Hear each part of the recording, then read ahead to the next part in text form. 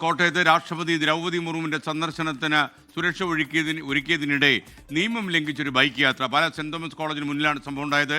Police കൈകാണിച്ച് നിർത്താൻ ആവശ്യപ്പെട്ടിട്ടും ഇവർ നിർത്താതെ പോയി. ആ ദൃശ്യം ആദ്യം നമുക്ക് കാണാം.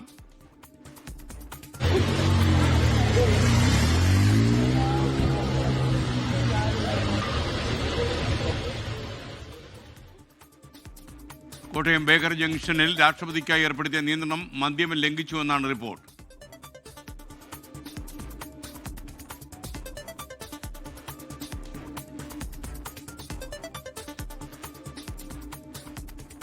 ടോബി ജോൺസൺ വിവരങ്ങളുമായി ചേരുകയാണ്. ടോബി, അതീവ സുരക്ഷയുള്ള സ്ഥലത്തു കൂടിയാണ് ഈ വണ്ടി ഓടിച്ചു പോയത്. വിവരങ്ങൾ.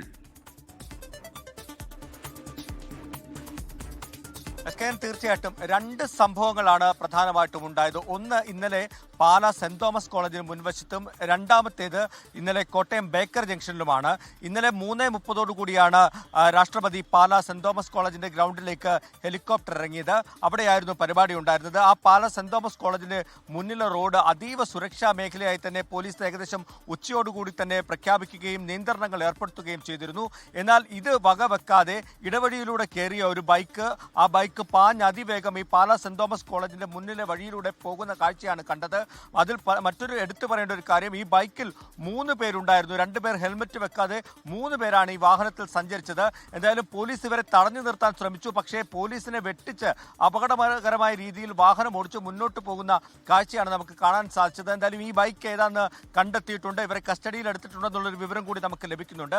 രണ്ടാമത്തെ സംഭവം, ഇന്നലെ രാഷ്ട്രപതി പാലായിൽ നിന്നും കോട്ടയത്തേക്ക് വന്നു. കോട്ടയത്തേക്ക് ഹെലികോപ്റ്ററിൽ വന്ന് കോട്ടയം പോലീസ് പരേഡ് ഗ്രൗണ്ടിൽ ഹെലികോപ്റ്റർ ഇറങ്ങിയ ശേഷം അവിടെ നിന്നും കുമരകത്തേക്കുള്ള യാത്ര ആരംഭിക്കുന്നതിന് തൊട്ടു മുൻപാണ് ബേക്കർ ജംഗ്ഷനിൽ ഒരു നിയമലംഘനം നടന്നത്. കൃത്യമായി ബാരിക്കേഡുകൾ ഉപയോഗിച്ച് അവിടെയും ആളുകളെ തടഞ്ഞ് വാഹനങ്ങൾക്ക് നിയന്ത്രണവും ഏർപ്പെടുത്തിയിരുന്നു. എന്നാൽ ഒരാൾ ഈ ആൾക്കാർക്ക് നടക്കാനുള്ള ഫുട്പാത്തിൽ കൂടി ബൈക്ക് കയറ്റിക്കൊണ്ടുവന്ന് മെയിൻ റോഡിലേക്ക് ഇറക്കി.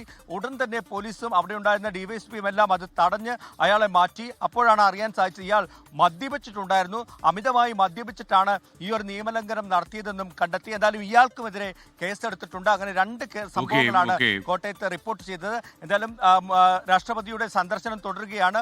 കുമരകത്ത് നിന്ന് അല്പസമയത്തിനുള്ളിൽ തന്നെ കോട്ടയത്തെത്തി ഇവിടെ നിന്നും കൊച്ചിയിലേക്ക് ഹെലികോപ്റ്ററിൽ രാഷ്ട്രപതി മടങ്ങും.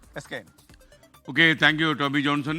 ലോകത്തെവിടെയായാലും ഏത് സമയത്തും 24 വാർത്തകളും ഓഗ്മെന്റഡ് റിയാലിറ്റി പാക്കേജുകളും എക്സ്പ്ലെയിനറുകളും വിശദമായി കാണാൻ ഞങ്ങളുടെ യൂട്യൂബ് ചാനൽ നിങ്ങൾക്ക് സബ്സ്ക്രൈബ് ചെയ്യാം.